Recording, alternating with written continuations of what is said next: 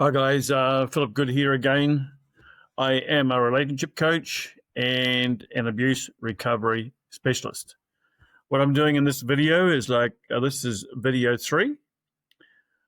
This is a continuation of my book, which is Ignited by the Bottle, Delivered by the Fist.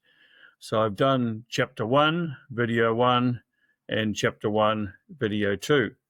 So this is chapter 2, video 1, okay? And the title of this chapter is The Knockout Punch. Yes, a pretty mighty title, I guess, pretty gruesome title and confronting one. But yeah, this story all began like it normally did. Like in my household, at the Knockout Punch, I was 8 years old, okay? And it's just a continuation of what the behavior was like between my mother and father. It was always arguments that got out of control and became violent, usually around the same things. There was arguments about money, as I've stated before, and my mother had been kept short with housekeeping money to provide food for us kids and clothing and shoes and so on, school fees and all the rest of it. And my father had plenty of money. Certainly had enough money to give my mother more than £5 a week back in the days of pounds, shillings, and pence. Because he wasn't aware, because he never went shopping with my mother, so he didn't realize how prices of clothing, shoes, and all the rest of it had gone up. Food prices increased, and which is pretty logical to assume that it would. Things only go one way, and that's up. And but my father, like I've explained before, he was very well off. He had a freehold home, the house built by my grandfather, his father, and all the building materials all paid for. The section given to him, so he didn't owe a dime, a dollar to anyone, right? It was totally freehold. And likewise, the car that he was bought and paid for by my grandfather as well, so he had a brand new car off the floor. So he had no debt, never had any debt in his entire life. So he had plenty of money, or certainly more than enough money to give my mother as much money as she needed to balance the household budget. But he didn't, and that's what the arguments often were about. It's either that or about my mother's parents, who were, as I explained before, religious and so on. And my father considered that they thought that they were better than his parents and better than he was, type thing, and religion versus non-religion, all those sort of arguments, that got, often got out of hand. But the instance I'm talking about, the knockout punch, right, let's go. It started off, my father got home from work, and of course arguments started about money. My mother, I can remember my mother at the kitchen sink and peeling potatoes, and my father was sitting at a seat at the kitchen table, dining room table, and he had his back to my mother, and my mother was working away, my father's back to her, and they were having a conversation like that. So not a sit down face to face conversation. It was just firing backwards and forwards, as was quite customary.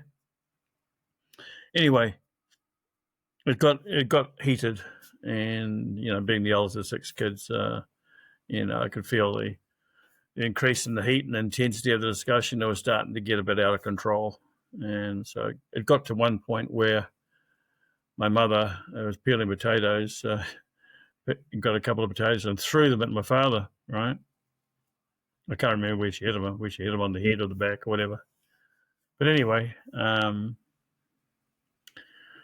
my father coolly and calmly got up out of his chair, walked across to my mother, and without any word at all, just went bang. And with his fist, he caught the mother right under the chin, right? And she wasn't a small lady. She was a couple of inches taller than he was, and not slight built either. She was well built. And but anyway, the force of that punch under the jaw lifted her feet off the ground a good couple of inches. And I, like I said, at the time I was only a kid of 8, watching on from the doorway in the kitchen. So my mother fell back and was laying on her back on the floor. And my 3 brothers, I was 8, each brother was 7, 6, and Keith would have been 4.5 going on 5, probably 4.5. Anyway, our eyes were obviously wide open, and we were in a state of shock, because our mother was lying on the kitchen floor on her back, motionless, didn't move. So all us boys thought, oh my God, our mother's dead, right? And my dad's father, my grandfather, was living with us at the time, and he was at that stage, he was in a downstairs bedroom, and he heard the commotion, and he came out of the downstairs bedroom, and with the commotion going on, and he saw my mother lying on the floor. So he went over and knelt down to see how she was and so on, and he cradled her head in his hand and stuff, and my father was just looking on and not helping, or not remorseful in any way, or didn't seem to be. And I can remember my grandfather, he just said to my father, he said, "What have you done now, boy?" And with that, he looked up at my father and said, "Never let drink rule your life. Never let drink rule your life." Could have been drugs. Never let drugs rule your life. Never let drink rule your life. Never let a substance that alters your state of mind, your mindset, never let that rule your life. Because if you do, it'll destroy your life. It'll destroy your relationship with your spouse and your children. So slowly but surely, my mother did recover. But that episode of that knockout stayed with myself, my 3 brothers, forever, for a lifetime. That instant, my father gave my brothers and I a life sentence, right? Because a horrific memory like that, you can never, ever get it out of your mind. It sticks with you for life. And the reason that I don't drink alcohol or do drugs or any substances, those words of my grandfather have stuck with me my whole life. From the time I was 8 to now 72. 64 years.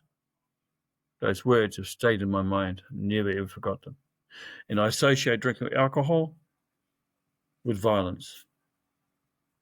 So I never wanted to be like my father. I hated the way he was.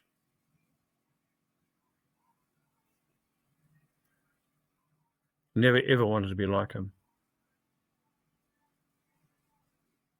I never found any way of looking up to him as a lot of people look up to their fathers. Mine was all about regret.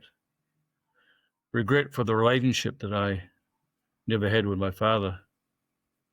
The sort of role model that I wished he was, but he never was. He was the worst role model any boy could have ever had as to how to be a husband or how to be a father. So to be a worthwhile husband and father, you pretty much want to be the opposite of what my father was. And that's what I've tried to do my whole life, as have my brothers, to their credit as well. My grandfather, though, my dad's father, was exactly the opposite of my father. He was pretty much, he'd have a glass of beer with his soldier mates and that, because he went to the First World War. He's a First World War veteran, born in 1889, went to the war when it started in 1914. So he's a World War One veteran, wounded towards the end of the war. And he was going to be a doctor before the war started. And then after 4 years of the war, being wounded in the war and spending 12 months in the hospital, he said, I'm not going to medical school. So he continued on with his career as a carpenter, a builder, coach builder, and so on. And then eventually got into a trucking business and so on as a businessman. Yeah, but the point is, though, what I'm trying to say is my grandfather and my father were polar opposites in terms of their behavior, attitudes, and the type of man they were, each was. My grandfather was generous. He was giving, he was kind, he was loving. But he was also a tough man in lots of ways, tough character. He was the sort of guy you wouldn't want to get on the other side, wrong side of. And going across on the boats when he was going to war as a young man, my grandfather won pretty much all the wrestling championships on the boat. That's how strong he was. He wasn't a tall man, but he was really tough, strong, and really, really determined. And my father was, in many ways, much the opposite. As I said before, my father was a very selfish person. One thing I can remember when I was around about 8, 9 years of age, I can remember my grandfather, as he customarily did each month, he would give my father the director's fees from the depot that he is a 25% shareholder and give my father most of the director fees. He'd keep back a few dollars for himself, to buy fruit, and he'd keep in a paper bag in his room so he wouldn't interfere with the family and so on. And he would give, like I said before in a previous video, give some money to my mother under the table so my father didn't know from my mother, so the mother could buy extra food, clothing, shoes, and so on, and balance the household budget. So he was a very generous person. I can remember one instance to highlight that really highlights how selfish my father was. I can remember one time my grandfather, like I say, just gave my father some director's fees. It was quite substantial money in those days too. It wasn't just $1 or $2 or a pound or $2. It was quite a substantial amount of money. Most of the time, my father would take that money and blow it on buying booze and grog for his mates down at the Returned Servicemen's Association or down at the local pub. That's what he would do with it. He would squander it, blow it. And Jack, being the big guy, he said, Jack, throwing his money around, buying his mates grog, his best thing since sliced bread to his mates, right? But not to his family. Not to his kids. Not to my mother. Because most of the time he spent time away from my mother and time away from us kids. So as kids, we had to pretty much amuse ourselves. Any spare time we had, we'd sort of play games or go down to the bush and set gin traps, possum traps, and go possum trapping and things like that, do things like that. But this one instance I'm talking about, though, about this highlights the selfishness of my father, was my father went out and bought a whole heap of rump steak with the money my grandfather gave him. And my mother cooked up rump steak. And my dad, he is the one that dished it out to everybody, right? There's us 4 boys, 8 down to 4.5, 5. Mum, my father, mother, and my grandfather. And my grandfather paid for the steak, right? And I can remember my father carving it up, and he gave a small bit of steak to my grandfather. I was sitting right next to my grandfather at the kitchen table, dining room table. And I remember looking across and thinking, oh my God, that is such a small piece of steak for my grandfather. And my father said to my grandfather, he said, is that enough for you, Dad? And my grandfather replied back, he said, yeah, no, that's plenty for me, boy, he said. Because my grandfather, everybody was a boy. or every woman was a girl. Doesn't matter what age they were. You'd call people, not by the name, you'd call them, yeah, right, girl. Yeah, right, boy. That's how he sort of spoke, And but I remember how disgusted I was looking at my grandfather's piece, a small bit of steak, and thinking how mean was my father, when I knew that my grandfather had paid for the huge amount of steak that the old man bought. And of course, he had a piece of steak that filled his whole plate, and also seconds. But it was just an incident that I remember that was so mean, right? And but I remember another instance. I remember at the same age, at 8 years old, and sitting in. I think I was at that stage. I was in standard two of Birkenhead Primary School in Auckland. And one thing my grandfather did, because he was a mathematician, he had a very good mind. He's very quick with maths, very good with figures, businessman and so on. But he taught me my times table, being the eldest and stuff. So he taught me my times table and that, and I had learned all my times table off by heart by the time I was 8 years old. So often I'd be taken out in front of the class and stand in front of the class, and the teacher would yell out, put his hand above my head and yell out 7 6s, 9 4s, and all the different times table, bang. And time his hand hit my head, I'd have to provide the answer. And it'd be all just random, anything. And as fast as he could reel them off, I'd answer them. And he said to all the kids in the class, he said, that's how you're going to know your times table off by heart. So around about the same time too, my grandfather had bought us boys, a pony, a 14 two-hand pony. My father went with him. He bought it from a place called Gisborne on the east coast, on the east cape of the North Island, New Zealand. And he bought it from Maori people in the Gisborne area. And so he brought the horse home. She was a 14 two-hand pony. She was a skewbald, which means she was black, brown, and white. Beautiful pony. My grandfather had a lot to do with horses. Back in the day when he was born in 1889, when he went to primary school and high school in Dargville, up in Northland, he would ride a pony bareback to school, and they'd tie it up and so on at school, and then ride it back home bareback. But anyway, my grandfather was a great horseman. He worked with, allegedly at one point, just to give you an idea of experience with horses and what a great horseman he was, he would, at one point, he was asked to shift a house from a prominent businessman in Auckland from point A to point B. And this is without trucks. And this is with just horses, right? So he actually harnessed up a team of 40 horses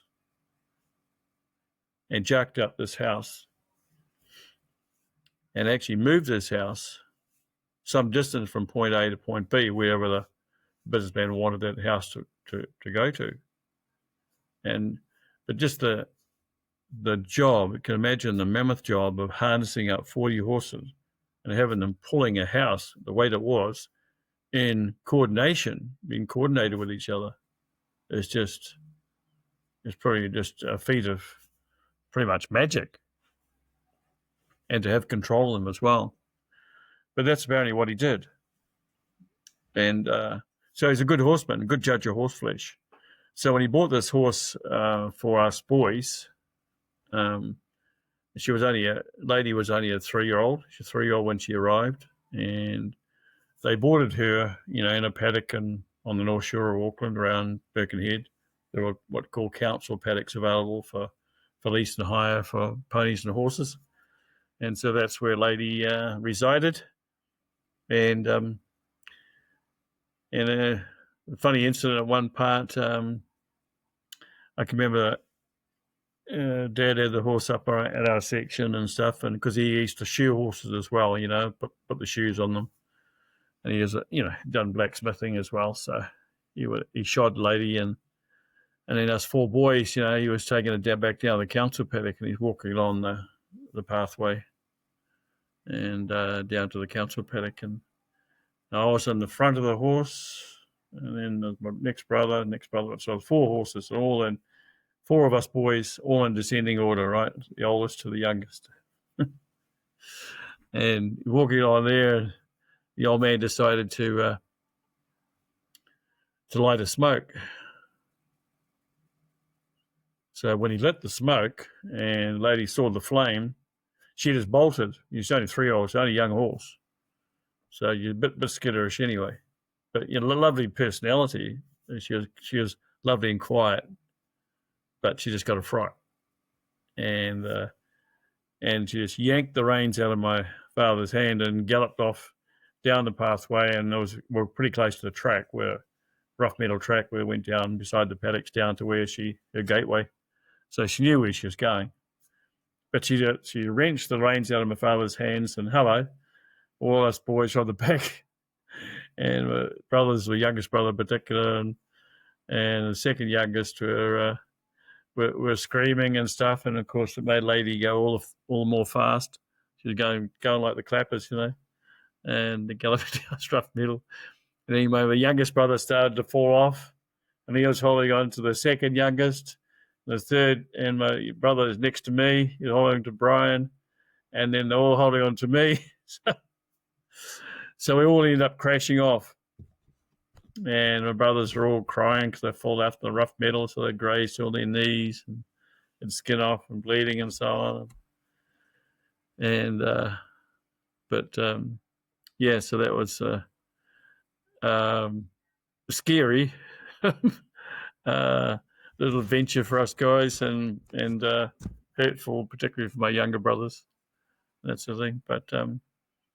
But she was a great pony. And like I said, Grandpa bought that pony for our use. So he was obviously expecting my father to teach us boys how to ride, and with bridle and saddle and all the rest. But that was supposedly going to be the plan, but that sort of plan did not eventuate. And this really highlights just how selfish my father was. It was all about him, right? What he wanted to do. It wasn't about my mother, what she wanted to do. It wasn't about us kids, what we'd like to do. It was about what he wanted to do, and that was the end of the story, right? It's all about Jack. And of course, he had a lot of mates that were horse riding mates that went, steeplechasing and did eventing and dressage and all the rest of it. And my father would follow along with those guys, and he got into a little clique, He'd go to the hunts and that as well, and ride, quite often ride his mates' horses as well, And then it was all about him having a good time.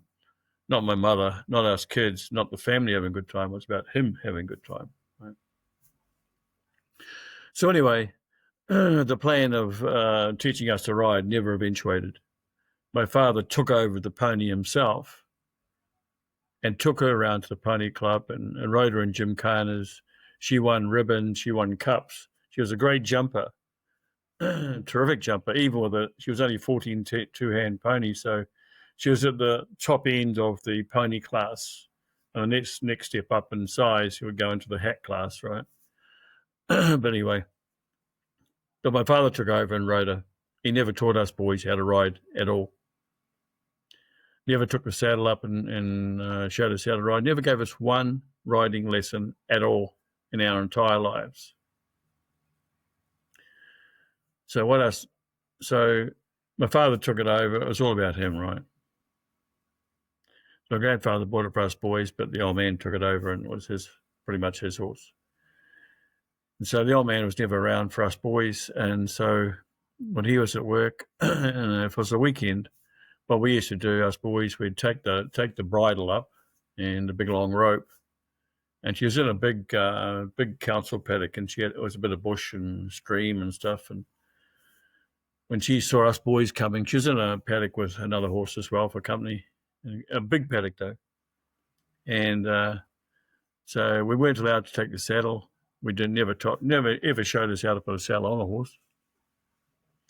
And anyway, we'd go up to the council paddock ourselves, us four boys, and but lady wanted to play games with us, right? So she would sort of go and hide down in the bush, out in the scrub and stuff, and there were tracks down through the bush and stuff. And so we'd devise a plan, and we'd drive her down one way, and then we'd have two of our brothers with a big long rope tied to a fence and holding out across the track.